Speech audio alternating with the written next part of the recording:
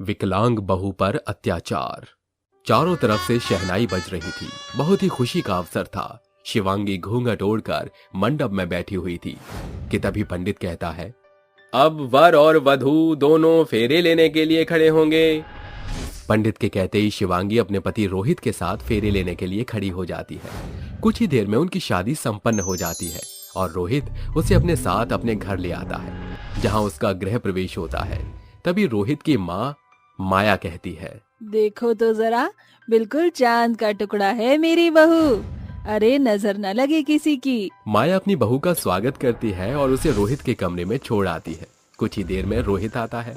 देखो शिवांगी, मेरी माँ के अलावा मेरा इस दुनिया में और कोई नहीं है।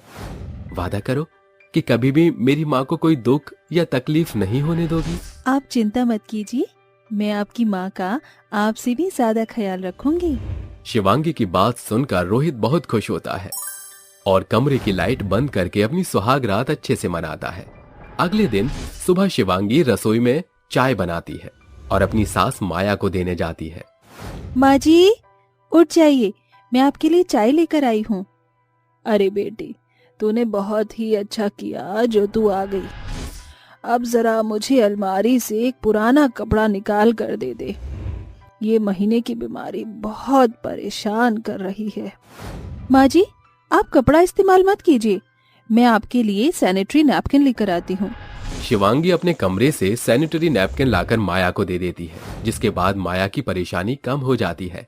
माया शिवांगी की समझदारी से बहुत खुश होती है और अपनी सभी सहेलियों से शिवांगी की बहुत तारीफ करती है। ऐसे ही धीरे धीरे शिवांगी की शादी को पूरे 2 साल हो जाते हैं। एक दिन रोहित अपनी माँ माया के पास जाता है और उससे कहता है, माँ, बहुत दिन हो गए हैं, मैं शिवांगी को कहीं घुमा कर नहीं लाया हूँ। मैंने शिवांगी के साथ हिमालय जाने का प्लान बनाया है। बेटा, ये तो तूने बहुत अच्छा सोचा। जाओ, मेरी तरफ से तुम्हें पूरी परमिशन है। रोहित बहुत खुश हो जाता है और शिवांगी को लेकर अपने साथ हिमालय के टूर पर चला जाता है, जहां वो बहुत एंजॉय करते हैं। शिवांगी वहां रोहित से केबल कार झूले पर झूलने के लिए कहती है।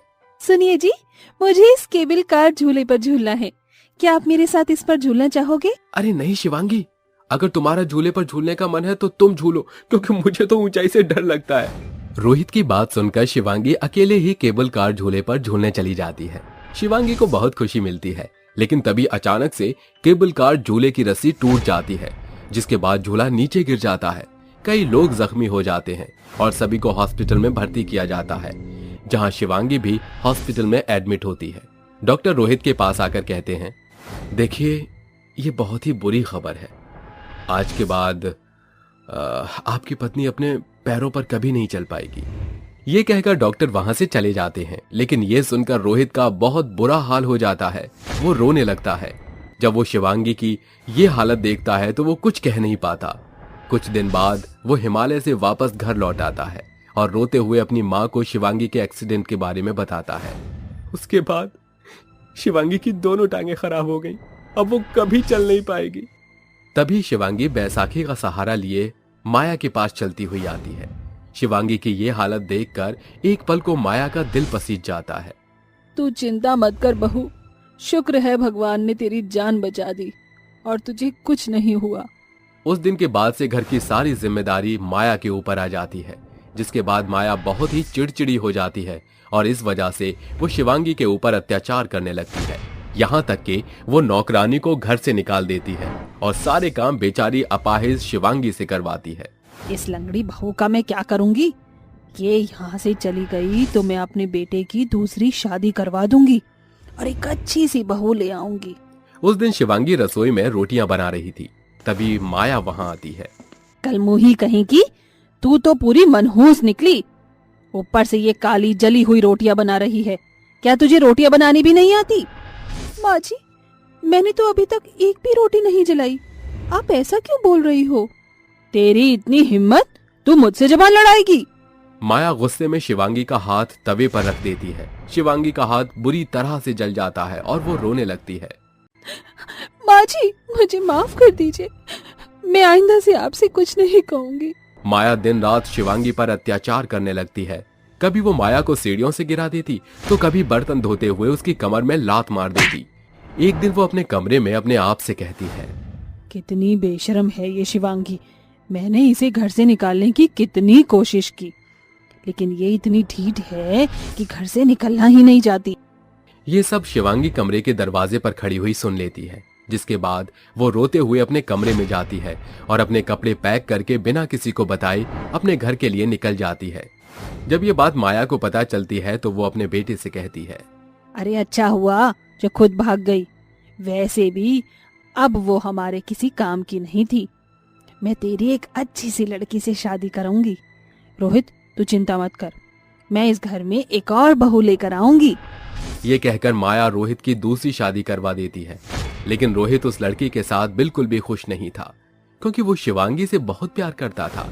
वहीं दूसरी तरफ माया को अचानक से ओमिक्रॉन नाम की बीमारी हो जाती है, जिसका पता चलने के बाद रोहित की दूसरी पत्नी उन्हें छोड़कर चली जाती है।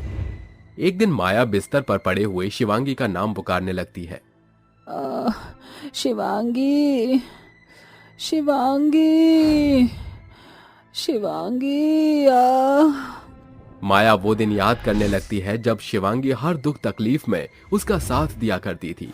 वहीं दूसरी तरफ रोहित से ये सब देखा नहीं जाता और वो शिवांगी को कॉल करता है, शिवांगी, मेरी माँ की बहुत तबीयत खराब है, उन्हें ओमिक्रॉन नाम की बीमारी हो गई है और वो पल पल तुम्हें याद कर रही है। तुम चिंता मत करो जी, मैं आज ही वापस आ जाती हूँ। शिवांगी वापस रोहित के घर आ जाती है, जिसके बाद वो अपनी सास माया का बहुत अच्छे से ख्याल रखती है और खुद भी अपने मुंह पर मास्क लगाकर रखती है और रोहित को भी लगवा देती है। जिसके बाद दिन रात एक करके शिवांगी अपनी सास माया को बिल्कुल पहले की तरह ठीक कर लेती है। ठीक होने के बाद माया शिवांगी से कहती है, मैं एक बहुत ही मूर्ख औरत हूँ। मुझे अच्छे और बुरे इंसान की पहचान नहीं है। अनजाने में मुझसे जो गलती हुई है, मुझे उसका बहुत पछतावा है। मैं जानती हूँ बेटी, मैं माफी के लायक नहीं हूँ, लेकिन फिर भी हो सके तो मुझे माफ कर देना। माँ जी, आप मेरी माँ हो और आपको मुझसे माफी मांगने की कोई जरूरत नहीं है। आपको अपनी गलती का एहसास है, मेरे लिए इतना ही काफी है। शिवांगी की बात सुनकर माया बहुत खुश होती है और उसे गले से लगा लेती है। उसके बाद माया एक दिन शिवांगी को हॉस्पिटल लेकर जाती है और उसके पैरों का इलाज करवाती है, जिसके बाद शिवांगी पहले की तरह चलने लगती है। अब शिवांगी अपनी सास माया और अपने पति रोहित के साथ खुशी खुशी रहने लगती है।